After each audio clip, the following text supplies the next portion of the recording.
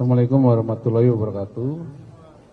Yang terhormat Ketua Komisi 1, Bapak Utut, dan rekan-rekan media, Kasat. Salah satu yang dibahas tadi adalah peledakan di Garut, di mana sudah saya sampaikan bahwa prosedur untuk peledakan sudah dilaksanakan sesuai dengan SOP, mulai dari satuan pemakai, munisi yang sudah expire yang harus didisposal itu dari satuan pemakai ke slok Kodam, kemudian dari slok Kodam dilaporkan kepada slok Angkatan Darat, kemudian dari slok Angkatan Darat ke slok TNI dan ke Kemhan, kemudian selanjutnya apabila prosedur sudah sampai Kemhan, maka dari Kemhan akan ke slok TNI dan sampai ke satuan Gupusmu, yang satuan yang ditugaskan untuk meledakkan munisi kaliber besar dan kecil dan detonator yang sudah expired diledakkan di suatu tempat yang sudah disiapkan. Kemudian juga biasanya kalau munisi atau detonator yang sudah expired, dia itu sensitif terhadap gesekan, kemudian juga terhadap cahaya, sehingga memang sangat mudah untuk menimbulkan ledakan. Demikian. Pak, apakah nantinya akan ada penutupan ledak di TKP, Pak? Lalu sudah ada saksi yang diperiksa sudah berapa, dan apakah sudah ada tersangka dalam kasus ini, Pak? Sebenarnya memang tempatnya ini memang harus jauh dengan perkampungan masyarakat. Memang tempat itu sudah jauh sih dengan masyarakat, dengan kampung. Hanya memang yang tadi saya sampaikan, jadi munisi yang sudah expire itu memang mudah meledak, sehingga memang harus kehati-hatian, dan memang ini jadi masukan buat kita. SOP-nya nanti akan kita rubah supaya personil yang melaksanakan pemusnahan itu bisa aman. Kita koreksi ke dalam nanti.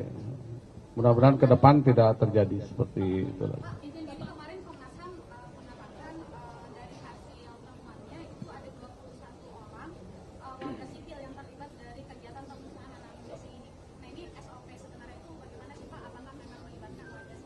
Sebenarnya kita tidak melibatkan warga sipil ya dalam pemusnahan bahan peledak yang sudah expired.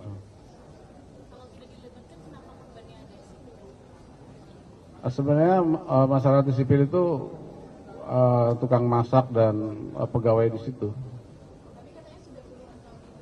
Iya, pegawai di situ, tukang masak. Kemudian saya sampaikan bahwa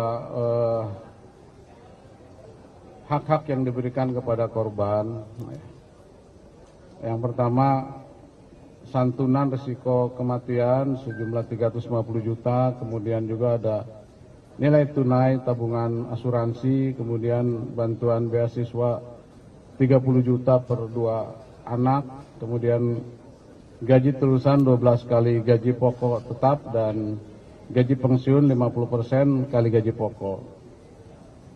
Kemudian santunan kepada masyarakat juga sudah diberikan oleh Pangdam, Kasat, Panglima TNI, Menhan, dan Gubernur.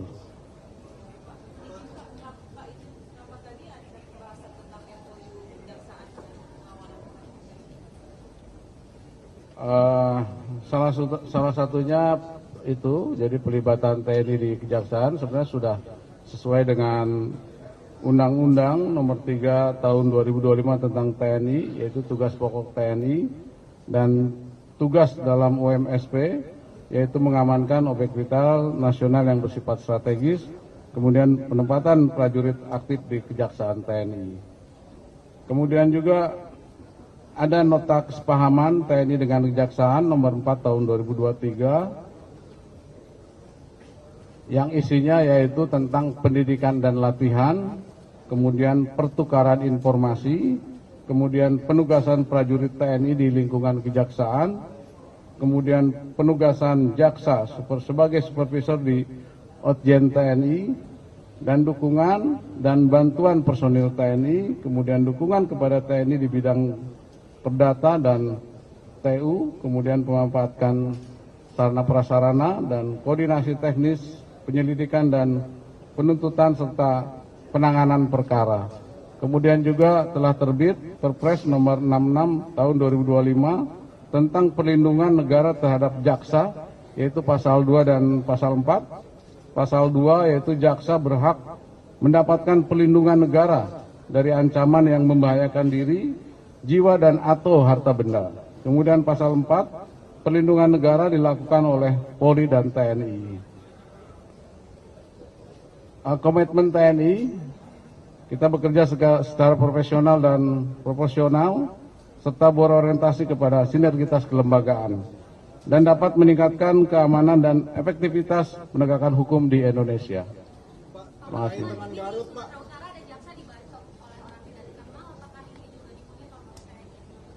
Ya, kita monitor.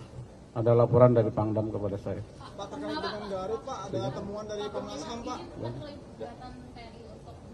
Terima kasih.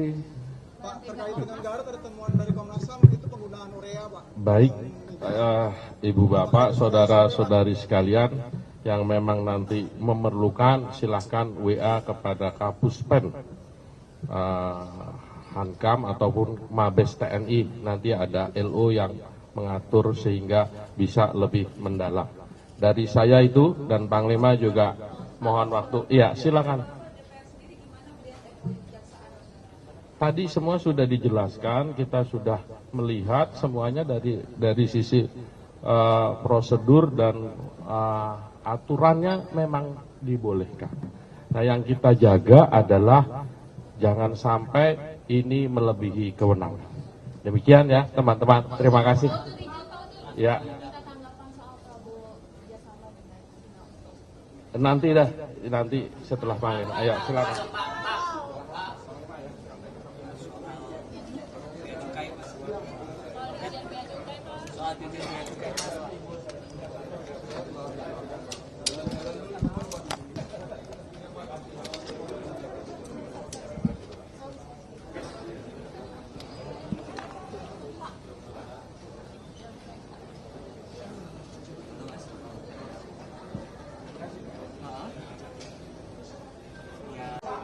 Kalau mau nanya silakan.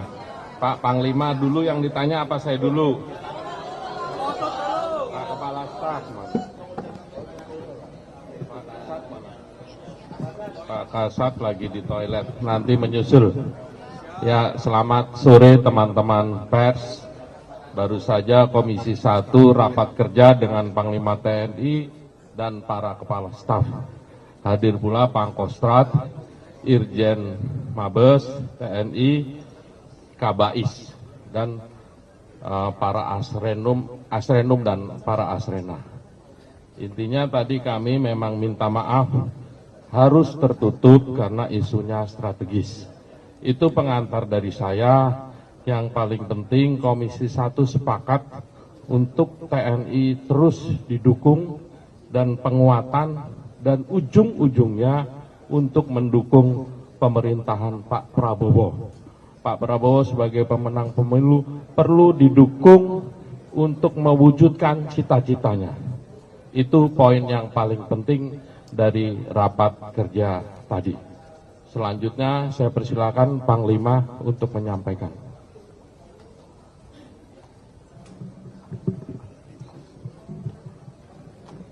Assalamualaikum warahmatullahi wabarakatuh. Yang terhormat Ketua Komisi 1, Bapak Utut dan rekan-rekan media, Kasat.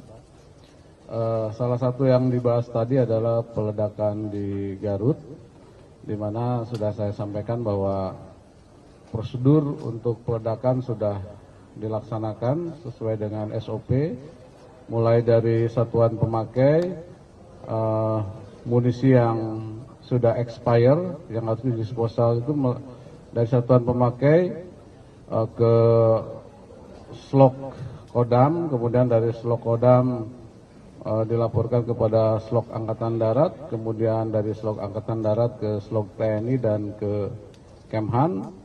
Kemudian selanjutnya apabila prosedur sudah sampai Kemhan, maka dari Kemhan akan ke Slok TNI dan sampai ke Satuan Gupusmu, yang satuan yang ditugaskan untuk meledakkan munisi kaliber besar dan kecil dan detonator yang sudah expired diledakkan di suatu tempat yang sudah disiapkan. Kemudian juga biasanya kalau munisi atau detonator yang sudah expired, dia itu sensitif ya, sensitif terhadap gesekan, kemudian juga terhadap cahaya, sehingga memang sangat mudah untuk menimbulkan ledakan. Demikian. Pak, apakah nantinya akan ada penutupan ledak di TKP, Pak? Lalu sudah ada saksi yang diperiksa sudah berapa, dan apakah sudah ada tersangka dalam kasus ini, Pak? Sebenarnya memang tempatnya ini memang harus jauh dengan perkampungan masyarakat. Memang tempat situ sudah jauh sih dengan masyarakat, dengan kampung. Hanya memang yang tadi saya sampaikan, jadi munisi yang sudah expire itu memang mudah meledak, sehingga memang harus kehati-hatian, dan memang ini jadi masukan buat kita. SOP-nya nanti akan kita rubah supaya personil yang melaksanakan pemusnahan itu bisa aman. Kita koreksi ke dalam nanti. Mudah-mudahan ke depan tidak terjadi seperti itu lagi. Izin, jadi kemarin Komnas HAM mengatakan dari hasil temuannya itu ada 21 orang warga sipil yang terlibat dari kegiatan pemusnahan amunisi ini. Nah, ini SOP sebenarnya itu bagaimana sih, Pak? Apakah memang melibatkan warga sipil? Sebenarnya kita tidak melibatkan warga sipil ya dalam pemusnahan bahan peledak yang sudah expired.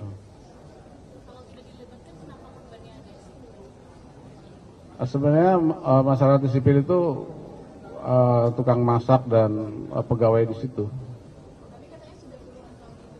Iya, tukang pegawai di situ, tukang masak. Kemudian saya sampaikan bahwa hak-hak yang diberikan kepada korban, yang pertama santunan risiko kematian sejumlah 350 juta, kemudian juga ada nilai tunai tabungan asuransi, kemudian bantuan beasiswa 30 juta per 2 anak, kemudian gaji terusan 12 kali gaji pokok tetap, dan gaji pensiun 50% kali gaji pokok. Kemudian santunan kepada masyarakat juga sudah diberikan oleh Pangdam, Kasat, Panglima TNI, Menhan, dan Gubernur.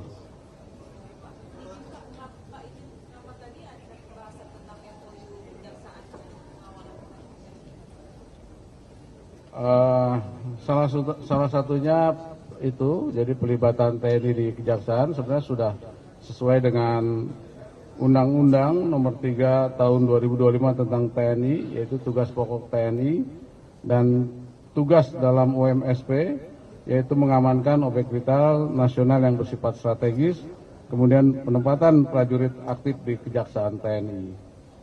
Kemudian juga ada nota kesepahaman TNI dengan Kejaksaan nomor 4 tahun 2023 yang isinya yaitu tentang pendidikan dan latihan, kemudian pertukaran informasi, kemudian penugasan prajurit TNI di lingkungan Kejaksaan, kemudian penugasan jaksa sebagai supervisor di Otjen TNI, dan dukungan dan bantuan personil TNI, kemudian dukungan kepada TNI di bidang perdata dan TU, kemudian pemanfaatan sarana prasarana dan koordinasi teknis penyelidikan dan penuntutan serta penanganan perkara.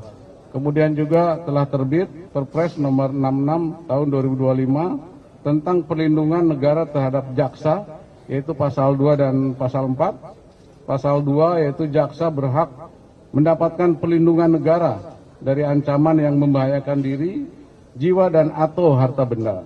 Kemudian pasal 4, perlindungan negara dilakukan oleh Polri dan TNI. Komitmen TNI, kita bekerja secara profesional dan proporsional, serta berorientasi kepada sinergitas kelembagaan, dan dapat meningkatkan keamanan dan efektivitas penegakan hukum di Indonesia. Terima kasih. Dengan Garut, Pak. Sumatera Utara ada jaksa dibacok oleh orang tidak dikenal, apakah ini juga dimonitor oleh TNI? Ya, kita monitor. Ada laporan dari Pangdam kepada saya. Pak, terkait dengan Garut, Pak, ada temuan dari Komnas HAM, Pak. Kegiatan TNI untuk Terima kasih. Pak, terkait dengan Garut ada temuan dari Komnas HAM itu penggunaan urea. Download Tribun X sekarang. Menghadirkan lokal menjadi Indonesia.